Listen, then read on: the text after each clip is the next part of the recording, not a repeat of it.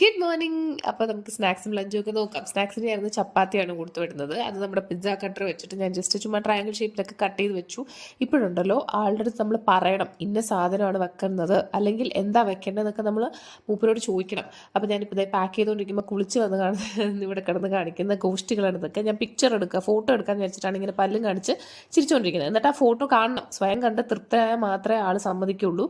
പിന്നെ ചപ്പാത്തിയുടെ കൂടെ കഴിഞ്ഞ് ഞാൻ കടലക്കറി വെക്കുന്നുണ്ടായിരുന്നു. അപ്പോൾ ഇത് ഞാൻ രാവിലെ പറഞ്ഞു ചപ്പാത്തിയും കടലക്കറിയാണെന്ന്. അപ്പോൾ ആ പാത്രത്തിൽ കടലക്കറി തന്നെയാണോ എന്ന് കൺഫേം ചെയ്യാൻ വേണ്ടി നിൽക്കുകയാണ്.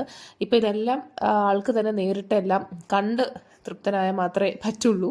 I am just enjoying this phase കേട്ടോ. അവൻ്റെ ഈ ഒരു സമയത്ത് അവൻ്റെ സംസാരവും അവൻ്റെ ക്യൂട്ട്നെസ്സും ഒക്കെ എനിക്ക് ഭയങ്കര ഇഷ്ടമാണ്.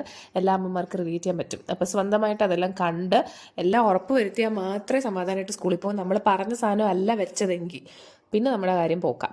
പിന്നെ ലഞ്ചിലേക്ക് ചോറും മുട്ട പുഴുങ്ങിയതും ഒരു തക്കാളിക്കറി തട്ടിക്കൂട്ടി ഉണ്ടാക്കിയത്, പിന്നെ നീളം പയർ തോരനും, പിന്നെ കുറച്ച് ദിവസമല്ലേ എന്തെങ്കിലുമൊക്കെ മധുരം വെച്ചിട്ട് വിചാരിച്ച് ഞാൻ കുറച്ച് ഡാർക്ക് ചോക്ലേറ്റ് ഉണ്ടായിരുന്നു, അപ്പോൾ അതൊക്കെ വെച്ച് സെറ്റാക്കി രണ്ടുപേരെയും പറഞ്ഞു വിട്ടു.